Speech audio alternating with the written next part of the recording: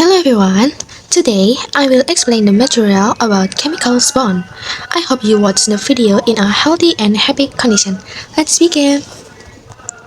Okay guys, let me introduce myself first. My name is Sawasra Firdausi, but feel free to call me Awa or Wawa. With name 012 and I'm from group 6 with my friends Nadifa Shahira and Fernie Naura. Okay guys, let's begin. I will present to you about a chemical bond. Okay, let me explain to you guys about the purpose of chemical bond. The purpose about chemical bond is to achieve stability in an element or atom. Atoms form chemical bonds so that the electrons in their outer shell can fulfill the octet rule, which is to have 8 electrons like the configuration of a noble gas, which is very stable. By forming bonds, atoms achieve a more stable energy state than before. Intinya, ikatan kimia terjadi karena atom yang tidak stabil akan saling berikatan untuk menjadi lebih stabil, baik dengan berbagi elektron atau bertukar elektron, atau dengan cara lain untuk menurunkan energi dan mencapai konfigurasi yang stabil. Proses ini sangat penting dalam pembentukan molekul dan zat yang ada di alam maupun yang dibuat oleh manusia. Okay guys, next I will explain to you about a metallic bond. A metallic bond is ikatan logam. Okay. A metallic bond is a type of chemical bond that occurs between metal atoms. Ikatan logam itu merupakan jenis ikatan kimia yang terjadi antara atom-atom logam. Dalam ikatan ini, elektrovalensi dari atom-atom logam tidak terikat pada atom tertentu, melainkan bergerak bebas di seluruh struktur logam, yang biasa disebut sebagai lautan elektron, or the ocean electron. Lautan elektron ini mengelilingi ion-ion logam bermuatan positif atau kation, sehingga terjadi gaya tarik elektrostatik yang kuat antara ion positif dan elektron bebas. Oke, untuk penjelasan lebih lanjutnya, I will explain to you guys with Indonesian language. Ikatan logam itu apa sih? Ikatan logam adalah ikatan yang terbentuk antara atom logam dengan atom logam dalam satu unsur logam. Atom logam cenderung melepaskan elektron valensinya sehingga membentuk ion positif. Seperti ini ya, sebentar. Di sini ada logam plus logam. Oke, nggak cukup ya. Nah, kayak gitu. Nah, logam ini bakal melepaskan elektron.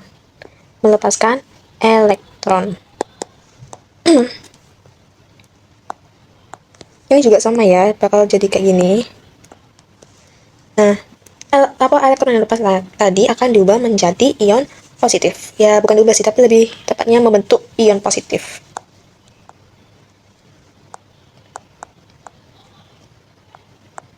Nah, nanti ini juga sama ya. Pokoknya ini ikatan yang terbentuk antara atom logam dengan atom logam. Jadi sama-sama atom logam itu terikat, terus terbentuklah membentuk ion positif karena mereka ini melepas elektronnya ya.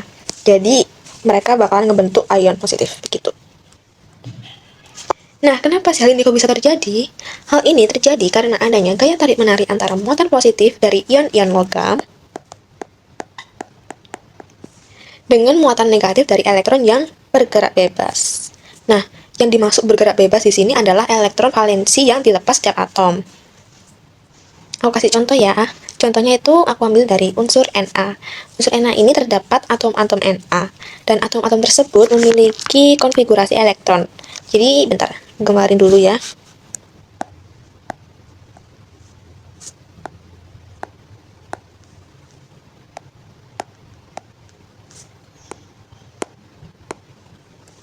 Nah, di unsur Na ini terdapat atom-atom Na.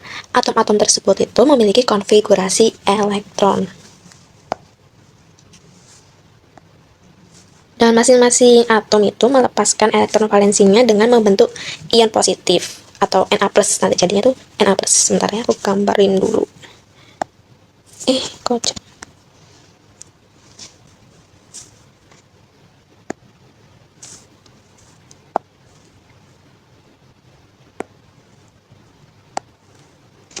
Nah, elektron yang bermuatan negatif ini bisa melakukan gaya tarik-menarik dengan ion positif di sekitarnya. Nah, ini gaya tarik-menariknya kayak gini ya. Kayak gini. Ini gaya tarik-menarik. Kemudian, karena elektron-elektron ini bergerak, Muatan-muatan negatif yang ada di sekitar ini disebut juga dengan lautan elektron. Nah, selanjutnya kita akan membahas teori tentang lautan elektron. Nah, teori lautan elektron ini dikemukakan oleh Drude pada tahun 1902.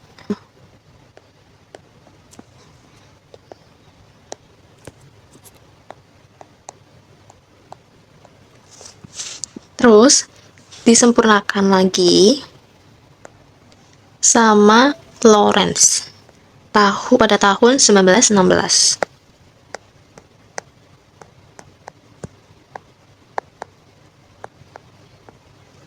Nah, makanya teori lautan elektron ini disebut teori Drude-Lorentz.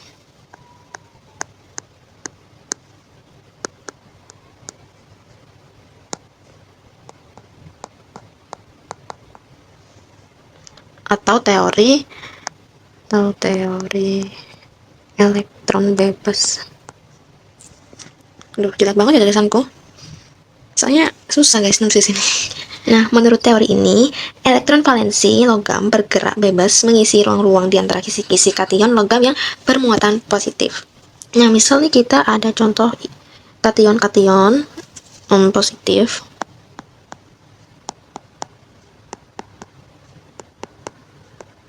Terus, elektron-elektron ini bergerak bebas mengisi ruang-ruang di antara kisi-kisi kation. Nah, dari gambar ini, kan ini elektronnya itu bergerak bebas. Jadi, bergerak bebas gini, mengisi ruang-ruang tadi di antara kation-kation logam yang bermuatan positif. Jadi, jadi inilah gambarannya ya. Gambarannya dari teori lautan elektron tadi. Dari teori tersebut itu bisa menggambarkan sifat-sifat dari unsur logam ya. Jadi, yang pertama adalah konduktor penghantar panas dan listrik. Listrik yang panas ini bisa mengalir di dalam logam karena adanya valensi elektron dan valensi yang bergerak bebas dalam unsur logam. Nah, sifat yang kedua adalah lentur. Sifat lentur ini maksudnya mudah ditempa. Jadi, ketika logam ditempa dan ternyata yang berpindah hanya kation-kationnya saja, dan elektron valensinya tetap bergerak bebas, peristiwa ini yang menyebabkan logam lentur dan tidak mudah terpatahkan atau putus. Dan yang ketiga adalah titik leleh yang sangat tinggi. Kenapa sih kok tinggi? Berarti logam itu memiliki sifat yang lentur dan tidak mudah patah seperti yang udah dijelasin di sini tadi. Dan oleh karena itu, logam mempunyai titik leleh paling tinggi. Yang selanjutnya dan paling terakhir adalah unsur logam yang menggilap. Jika cahaya mengenai permukaan logam, sebagian elektron valensi akan tereksitasi pada kulit bagian paling tinggi. Dan saat elektron kembali pada posisi awal, maka akan dibebaskan energi dalam bentuk cahaya. Karena kejadian tadi, elektronnya kembali pada posisi awal, itu logam-logam menjadi mengkilap. Jadi biasanya kalian kalau lihat logam-logam itu pasti bakal mengkilap semua. Karena sebagian elektron valensi akan tereksitasi pada kulit bagian paling tinggi. Lalu ada hydrogen bond. Bonds are attractive force between adjacent molecules. Intermolecular attractive force that occur between each atoms and electronegative atoms such as F, O, and N. Nah, di sini contohnya hydrogen bond itu ada H2O dan H2O. Jadi si atom H ini dia itu elektronegatif atom dengan CFON. Ini tarik-menarik dengan elektronegatif atom, yaitu FO dan N. Nah, contohnya ada H2O dan H2O. Ini ya, ini jadi satu, dan ini juga jadi satu. Nah, ini ketika mereka berdekatan ada O dan ada H. Dan H yang tadi itu dia tarik-menarik bersama elektron negatif atom, yaitu F, O, dan N.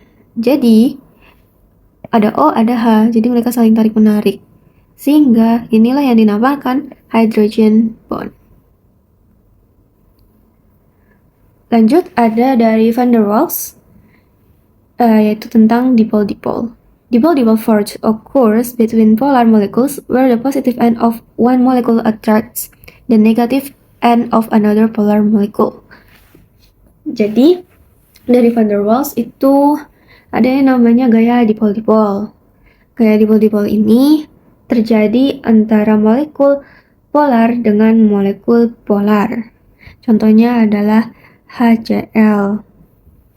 Di sini ada negatif dan di sini ada positif sama. Nah, negatif ketemu dengan positif. Sama-sama polar dan sama-sama tarik-menarik juga. Maka inilah yang disebut dengan gaya dipole-dipole. Selanjutnya, ada induced dipole force.